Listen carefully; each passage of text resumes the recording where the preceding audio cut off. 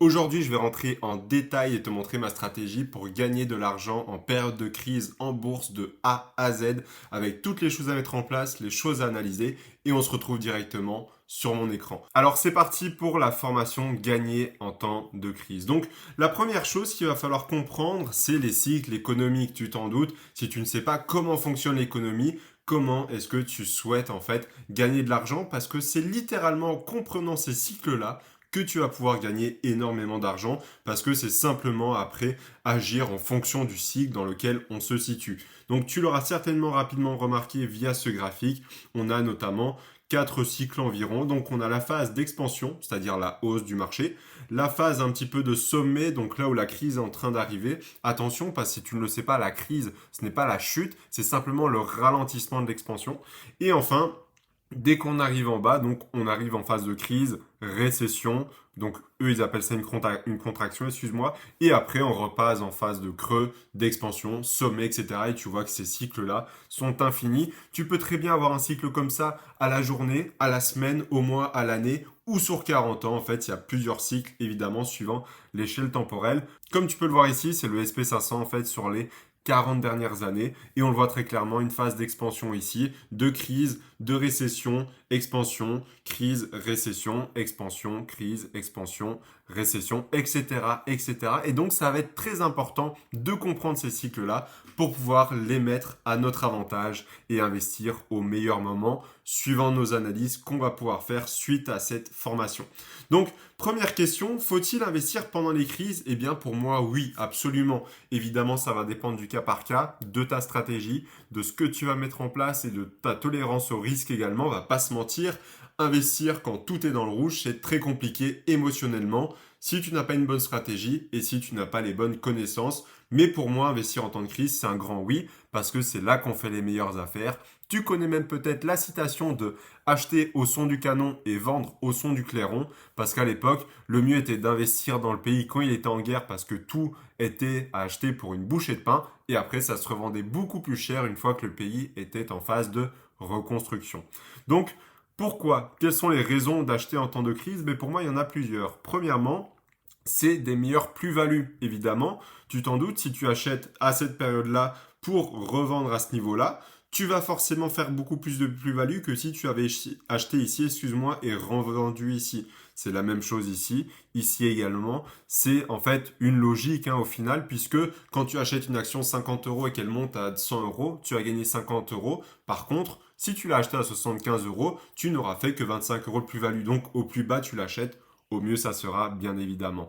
Deuxièmement, les prix sont en solde entre guillemets sur les bonnes actifs et les bonnes entreprises, comme je te montrerai par la suite. Comment trouver les bonnes entreprises? Parce qu'il y a des prix qui sont pas vraiment en solde, c'est plutôt des pommes pourries. C'est-à-dire que c'est pas toujours la meilleure chose à acheter parce que peut-être que l'entreprise ne remontera jamais à ses plus hauts historiques, chose qu'on ne veut pas également, mais plutôt trouver les entreprises à forte valeur pendant les périodes de crise qui ont largement baissé sans réelle raison en fait. Et enfin, les opportunités parce que si tu ne le sais pas, le mot crise en chinois veut dire danger et opportunité, car dans chaque crise, il y a des opportunités qui est de faire de l'argent, de s'améliorer et de créer des choses, en fait, tout simplement.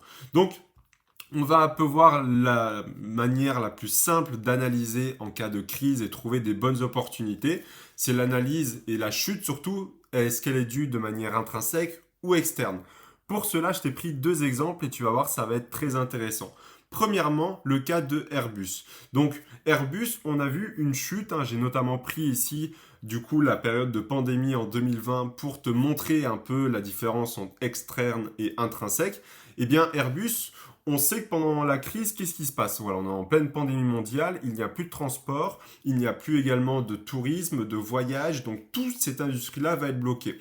On voit Airbus qui chute drastiquement en ligne droite en bourse, qui est logique, cette industrie va être gravement impactée par la crise. Donc, est-ce que ton premier réflexe en tant qu'investisseur, c'est d'investir dessus?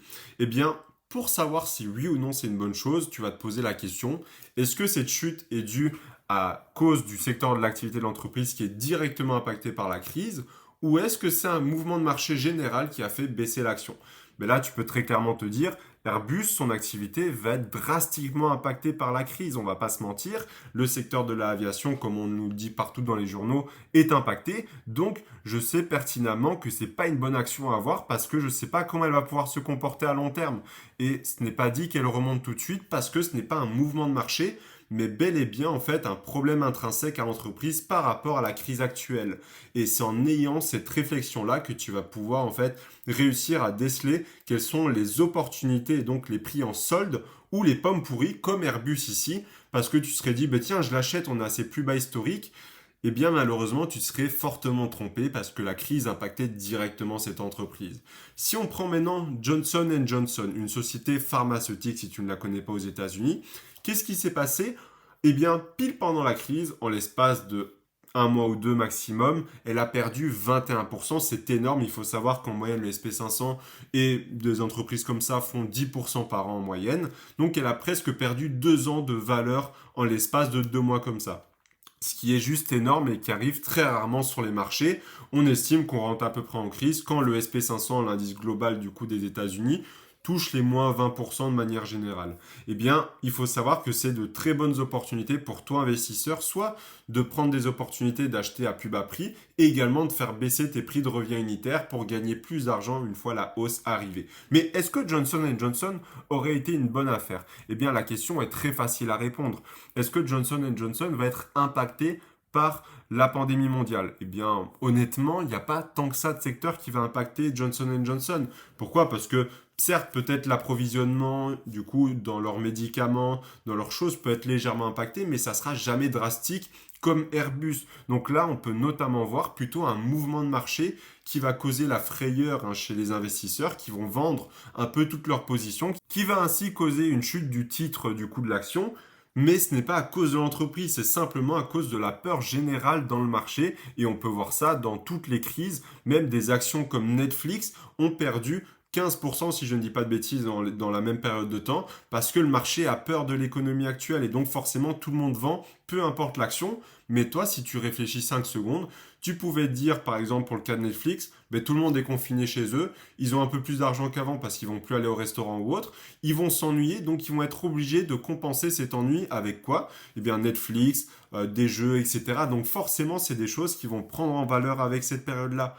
Johnson Johnson, pandémie mondiale, on se doute qu'il va y avoir des vaccins, des choses comme ça à mettre en place, et donc ça va être les premiers à en bénéficier. Donc si tu réfléchis ne serait-ce que 5 minutes, tu comprends directement pourquoi Airbus est une mauvaise affaire et ne surtout pas y toucher dans cette période-là. Par contre, des entreprises comme Johnson Johnson et Netflix qui ont perdu énormément sont des aubaines à investir pour justement pouvoir non seulement gagner plus d'argent avec le temps, mais profiter de prix au rabais. Mais attention, parce qu'il y a une règle que tu as certainement entendue avec les crises, c'est que on n'attrape pas en fait des couteaux qui tombent. Qu'est-ce que ça veut dire? Eh bien, comme tu peux le voir ici, avec Airbus, on va pas essayer d'investir ici en se disant tiens, ça a touché le plus bas, ça ne va pas descendre. Parce que toi et moi, on ne prédit pas le futur et il faut absolument éviter d'investir tout son argent ici et que ça descende plus bas. Même cas pour Johnson Johnson. Quand ici ça remonte, on aurait pu se dire, tiens, c'est bon, c'est fini, je vais tout investir maintenant et se faire avoir juste après.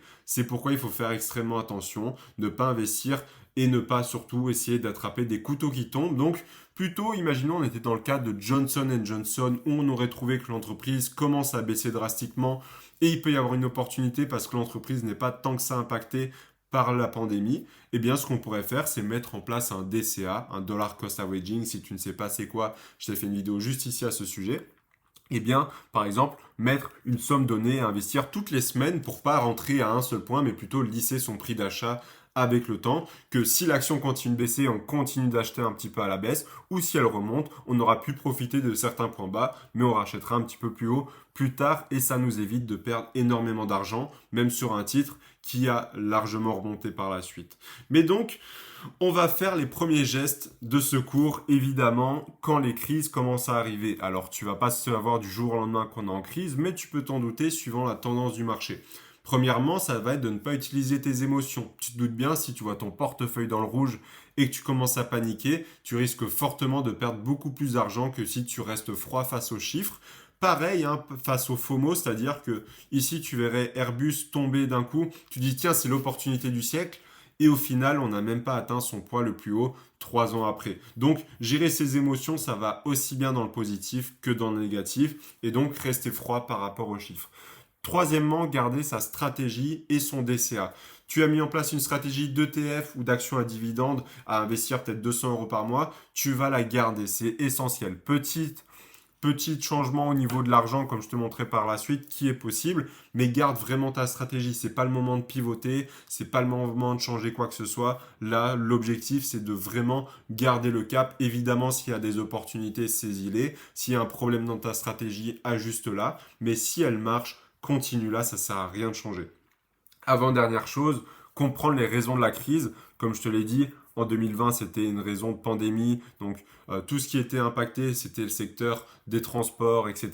Il faut la comprendre pour savoir quelle action aura des causes externes à la baisse et des causes intrinsèques à la baisse de l'action.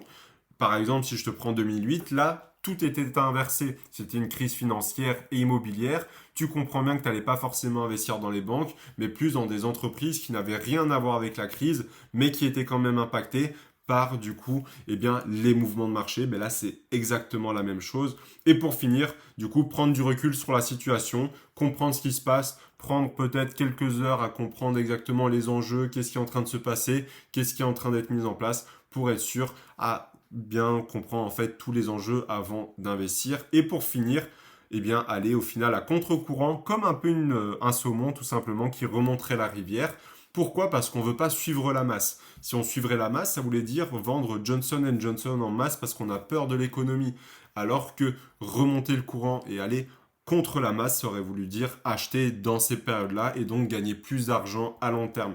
Il faut savoir que si tu choisis le bon moment d'aller à contre-courant, c'est souvent là où tu peux faire beaucoup d'argent. Évidemment, il y a des règles de base. Tu vas pas aller à contre-courant quand tout le monde te dit que tout va bien, etc. Mais parfois, il y a des moments où il est juste et audacieux d'aller à contre-courant justement pour pouvoir trouver les bonnes opportunités, etc., etc.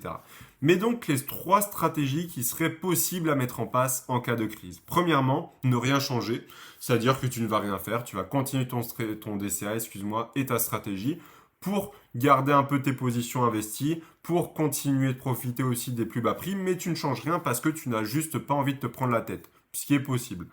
Deuxième stratégie, c'est simple, c'est la stratégie action. Premièrement, tu vas analyser ton portefeuille, donc regarder ligne par ligne. Deuxièmement, tu vas trouver les actions en dessous de ton PRU.